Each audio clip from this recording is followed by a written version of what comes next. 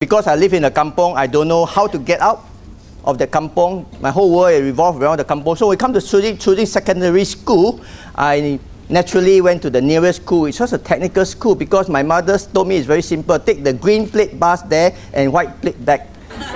If you know what I'm talking about, I will know your age, okay? Teachers can inspire or provoke you to good work, literally. And I had our technical school doesn't teach bio, and I was miserable. Since I couldn't change school, I went back to my old school, and one day, behold, I saw a rich man's son student walking along the corridor. He was looking at me. I befriended him and I said, what are you doing? What were you doing in the school principal's office? He said, I just managed to convince the school to start a bio lesson, and we're going to have it, you know, during recess or after school at the school garden. And that's what we did. A few of us, we gathered together and we had our bio lesson. But a few months later, my bio teacher told the whole class, he said, TK is going to UK to enroll himself into medical school, and if TK leave, our school has no hope for bio. I looked at her, I said, you mean I got no hope? Why am I so hopeless? And then very soon was O-level exam. O-level, bio and geography were on the same day. I told another of my classmates, this one has a bit of problem, another of my classmates, and said, I want to make sure we do well for bio. Would you agree with me, both of us skip geography? So that morning, both of us didn't go and have our geography exam. My geography teacher was fuming mad. So that's why we have an X for my geography, my O-level cert. I can show you. But that year, let me tell you, okay, that year, don't look down on neighborhood school, okay? Our school scored the best in bio. 40% distinction, 2 out of 5.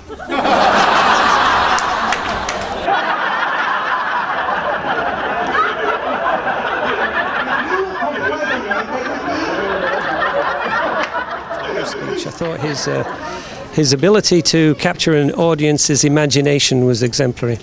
I think the history of himself, his openness, his transparency, his sense of humour, and the advice that he gave to teachers is very important. And that advice you'd like to think teachers would and school leaders would share with their children. If you get knocked down, you pick yourself up. You know, if you get knocked down again, you pick yourself up again, and you keep rubbing yourself off until eventually you make it through. I thought it was a good speech. I thought it was entertaining. I thought it had some good information in there, and I know the audience enjoyed it. Also found Dr. Lau very, very amusing, but I love people who present from the heart, because I think that really the future of anything, education, anything really, is about being able to touch your heart and being able to be proud enough of your failures to be able to talk about them with the entire world. I think we hear and see a lot about people being successful, but we have absolutely no idea how they attain that success. A successful event is where you actually feel the energy level of the hall being very high. There's a lot of laughter, yet, you know, in between the laughter, like what Dr. Low did, was a lot of serious thoughts and reflections. And I think that's a big takeaway. For the doctor's presentation, I must say he's very witty, very passionate about what he's doing. And one thing I like about his presentation is that he talks about integrity.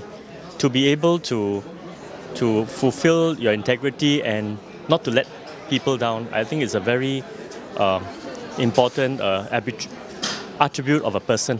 And also at the same time, having that lecture in the afternoon is not easy, but he's able to interject us and give us a lot of energy because of his very interesting and funny stories.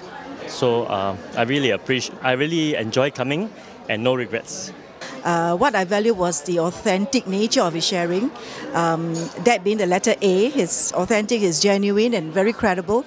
And I think he shares the essence of it without even having any kind of camouflage.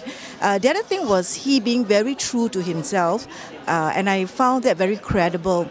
What's more, I think I value a lot his being very candid in his sharing. And I think that brings a lot of credibility to what he has said. I would say that a lot of insights I have learned today from the sharing of Dr. Low.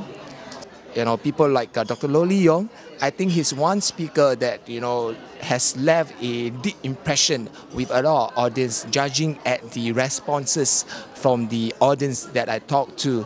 If you notice his speech, he is somewhat an unconventional person, because my takeaway from his speech is that he's someone who is very real, very original, I would say, very original, and of course very humorous. And one thing I always tell him, that Dr. Low, your joke really carries a lot of substance. It's something whereby, we have to think, not just listening only, but after that we still have to digest. Wow, Dr. Low, I can't wait to, invite you again for our next event. Get connected with Dr. Low Lee Yong.